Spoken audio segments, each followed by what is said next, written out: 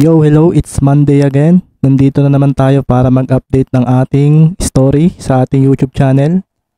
So, ito na ang ating Kinben Book 4 Chapter 154. So, excited na ba kayo? Ito na, babasahin na natin. Isang malakas na sigaw mula sa bensyang nauhan ang umalingaw-ngaw sa pangunguna ni Maki ang narinig ng mga nasa likuran nila. Ito nga ay nang pumasok sa basket ang tres na iyon na nagpababa sa apat ng lamang ng kalaban, 87-83, at 1 minuto at 20 segundo na lang ang natitira sa labang ito. Napaseryoso naman ang mga players ng Victoria sa nangyaring iyon, lalo na nga si Ferrer na parang nainis ang nangyari. Kalma lang Kevin, apat pan lamang natin, huwag din tayong magmadali, sabi nga ni Diaz sa kanyang team captain. Isipin mo, nanonood din ngayon ang mga teams na gusto nating talunin. Huwag mong hayaang makita nila na ma-frustrate ka. Isa pa, 5 tayo rito. Ang pagkakamali mo ay pagkakamali ng lahat at ang panalo mo ay panalo nating lahat. Napabuntong hininga na nga lang si Ferrer nang marinig ito mula kay Diaz. Oo nga't nakakatakot daw ito kung makatingin. Isama pa ang laki nito. Pero sa kanilang team ay ito raw ang pinakamabait at matulungin. Tayo ang mananalo rito. Hindi pwedeng hindi. Bulalas nga ni Ferrer na ikinangiti naman ni Diaz. Bumalik nga ang possession sa Victoria at dito na nga nagsimulang ubusin ng mga ito ang oras. Ito nga rin na nagpaseryoso kina Coach Mavs at Maki. Hindi ito maganda kaya dapat ay hindi raw maka-score ang mga ito sa possession nilang ito. Sa paglipas nga ng 15 segundo ay isang bounce pass ang ibinigay ni Ferrer kay Diaz na ngayon ay sinasandalan si Ledesma sa ilalim ng basket. Dito na nga napaseryoso ang team ng nauhan dahil nasa comfort area si Diaz ng oras na iyon.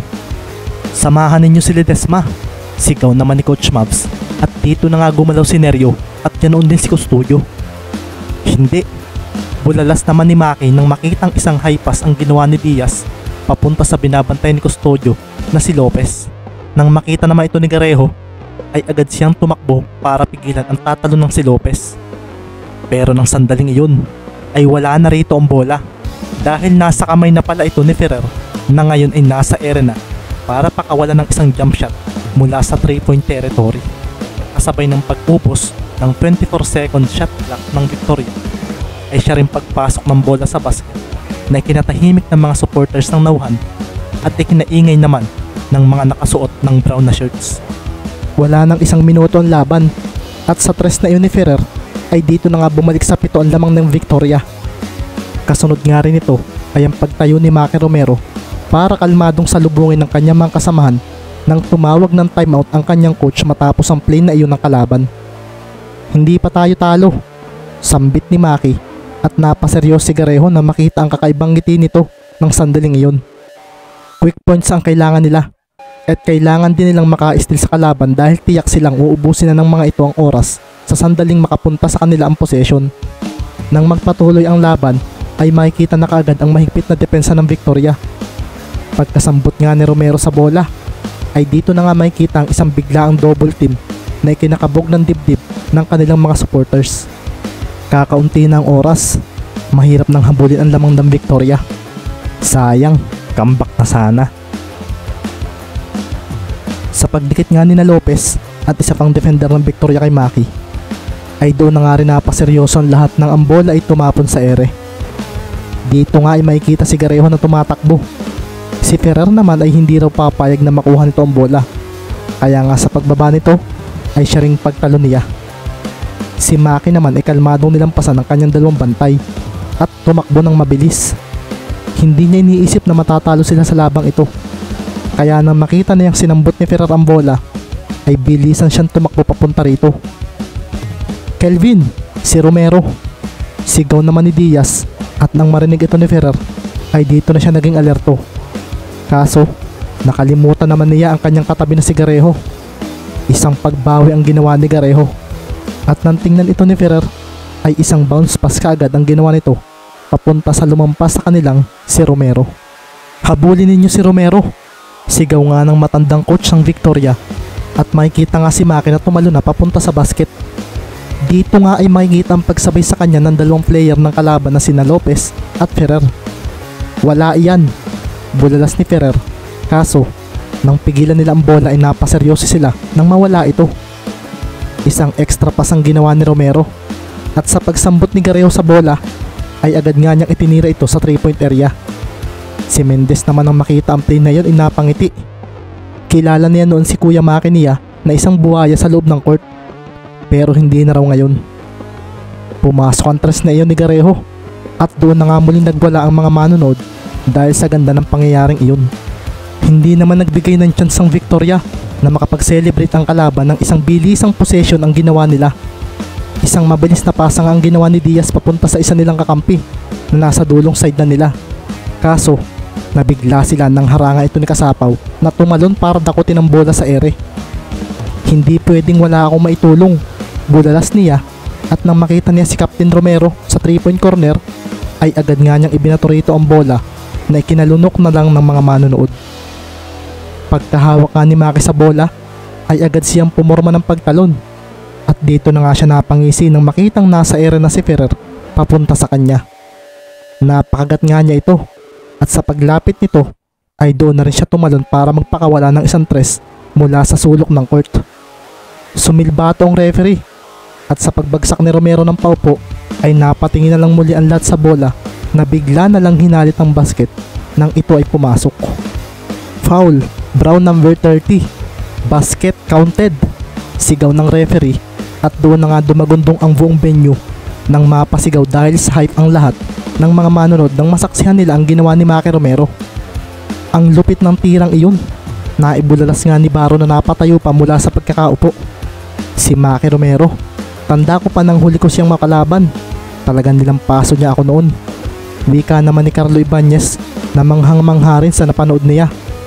Ang galing talaga ni Kuya Maki, nasambit naman ni Mendez at may kita naman sina Andrew na napatulala na lang sa nangyaring iyon. Napahingal na nga lang si Ferrer nang pagmasdan si Romero habang nakaupo sa kanyang harapan. Maging siya ay nabigla rin sa play na iyon. 90-89 nga ang naging score matapos iyon. At kung may ipasok pa ni Maki ang bonus shot, ay tatabla na ang laban matapos silang tambakan ng Victoria sa unang 3 quarter ng larong ito. Nauhan, go go, Nauhan exterminators, Romero. Umaalingaw-ngaw ang sigaw na ito sa loob ng court at halos majority ng mga manonood ay gustong ang Nauhan ang manalo sa labang ito. Makikita nga ang pawisang si Maki Romero na nagpakawala ng free throw at sa pagpasok nito ay doon na nga lang napuno ng ingay ang loob ng venue. Tabla na ang score at sa natitirang 30 segundo ng laro ay isang timeout ang biglang itinawag ng team ng Victoria. Sa pagbalik nga ng exterminator sa bench sila ay parang hindi sila makapaniwala sa nasaksihan nilang play mula kay Romero. Ngayon lang daw yata sila nakapanood ng ganoon sa mga naging laro nila. Mamaya na kayo magsaya, hindi pa tapos ang laban, sabi nga ni Maki matapos uminom ng tubig. Sa pagpapatuloy ng game ay agad na itinawid ni Ferrer ang bola at dito na nga sila huminto para gamitin ng buo ang kanilang 24 seconds. Dito na nga rin naging alerto si Maki. Hindi raw nila kailangan magbigay ng foul. Ang kailangan daw nila ngayon ay hindi mapa-score ang kalaban o pa-score ng mabilisan. Habang pinapatalbog nga ni Ferrer ang bola ay makikita naman ang pagposte ni Diaz sa defender nito. Makikita naman nga ang paglayo rito ng kanyang mga kakampi. Sisirain daw uli nila ang depensa ng kalaban at sa paglipas ng 15 segundo ay doon na nga bumigla ng galaw si Ferrer na ikinaseryoso ni Kasapaw. Ang bilis ng pagtakbo ni Ferrer at nang isang biglaang sidestep ang ginawa nito ay doon na nga niya ibinato kay Diaz ang bola. Mabilis din nga niyang tinakasan si Kasapaw at ito ang nagpagulo sa depensa ng Nauhan. Pwedeng maulit daw ang nangyari kanina at si Diaz nga ay may kitang umatras at nang walang double team na naganap ay doon na nga gumalaw ang kanyang mga paa at tumalon.